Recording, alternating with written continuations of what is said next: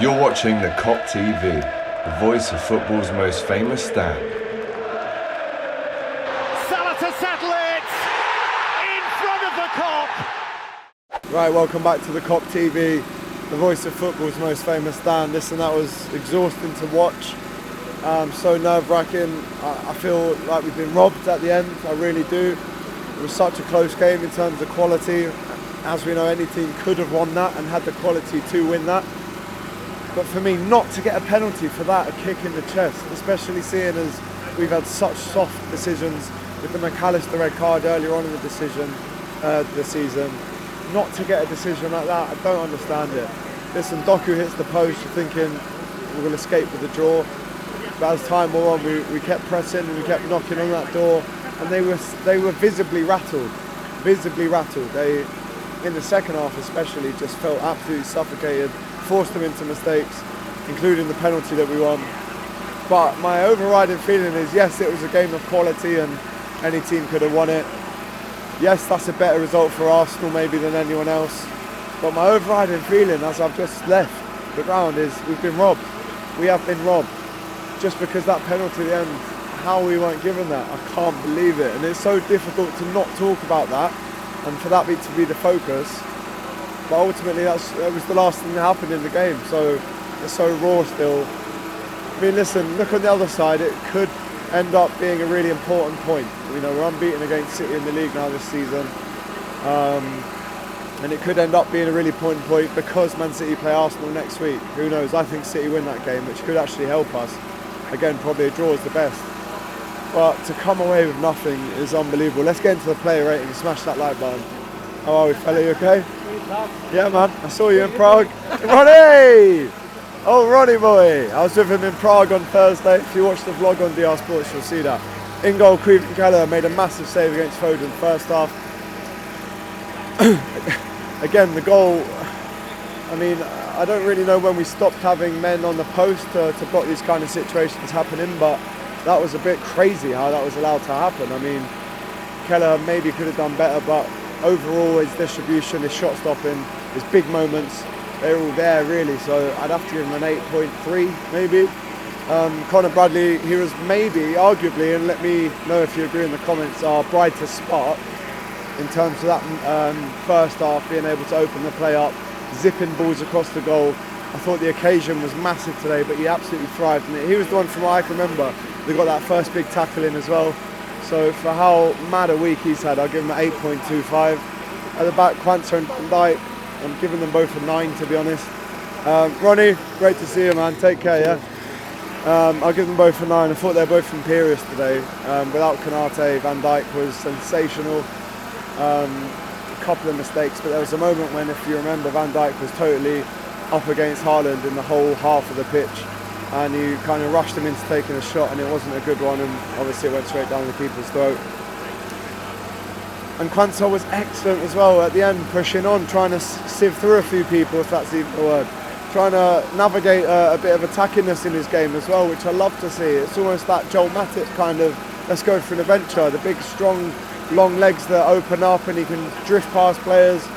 Confidence on 100 right now for him. I'm so happy with him. I had a very, very brief word with him on Thursday night in Prague. So proud of him and the way he stepped up. Unbelievable levels that he's shown today against some of the best. So a couple of, maybe fell asleep moments, but for how young he is, the experience that he's going to get from this is incredible. He gets and Virgil both get a 9. Let me know if you agree. The left back, Joe Gomez, I thought it was brilliant. Again, he's rarely ever lower than an 8 these days. Obviously Andy Robertson came on in latter stages on that side and really sparked things up, was whipping some balls in. And we don't really expect that of Joe Gomez. What you can expect is relentlessness, playing any of the positions across the back four. So again, he gets an 8 for me. And in the middle, Endo, fantastic. How many times is this guy going to prove us right? We love him. He's an absolute warrior. Honestly, I rarely ever have a bad word to say about him, so I'll give him an 8. Szoboszlai, he had that big headed chance in the first half. I almost think if that was Nunes, the way he's been heading them in recently, leans back and slots it in. I don't know, I was a little bit underwhelmed today with Dominik Szoboszlai, who obviously came off, so I'll give him a 7. Again, lots of legs, lots of energy, but had a shot in the second half that went well wide as well. So not his best game, I'll be honest, 7. Let me know if that's a bit too harsh. McAllister, unbelievable nerve to take the penalty. I feel gutted for him because he's been robbed of another penalty to win the game. He gets a 9.5 from me today. I thought Alexis McAllister, so calm and composed, never puts a foot wrong, can take a penalty like you would not believe, and I absolutely love the kid. So Alexis McAllister, you've truly won the hearts of Liverpool fans across the world. You are an absolute winner. Your output is getting unbelievably better, and that kind of experience to have won the World Cup, that's the kind of stuff we need in our midfield. So Alexis McAllister, just like Gary Maka, we love you, and carry on doing what you're doing, because it's visible to see on the pitch how much this means to you. So I absolutely love it. He gets a 9.5 from me today. And then up front, Harvey Elliott, he gets an 8, always creating, always trying to see if he can look beyond the kind of crowded areas and whip a ball in on the half turn. Did that in the first half for Soboslai's header. He gets an 8 for me. Really impressed with Harvey, the minutes that he's put in the last 3 weeks or so, the absolute machine that he is. Came into play in midfield later on in the game as well, so you can never criticise Harvey Elliott. He was smashing in the tackles at the end. You can see how much it means to him as well. Again, I chuck him into the Gomez category of, well, yes boss, anywhere you need me to play, that's what I'll play and do my best for the team. So Harvey Elliott, again, massive plaudits to him. Through the middle, Nunez won the penalty. I thought that was typical Nunez, to really harass and hunt down the keeper into forcing him into making a mistake. I love that from Nunez, and he needs to carry on doing that. So he gets an 8, only because he had a couple of half chances.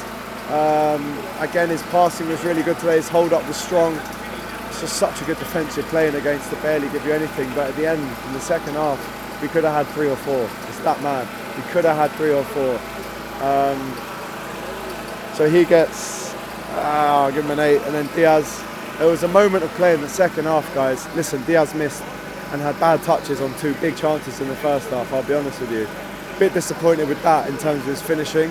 But Luis Diaz, the heart, the passion, the desire to want to shrug about 3 guys off and carry on with the ball. He probably picked up 2 players getting yellows because of that. It's unbelievable, that fight that he showed in the second half, where he shrugs everyone off and keeps going, wins us a corner. Wow, and his dad was there too. He gets an 8.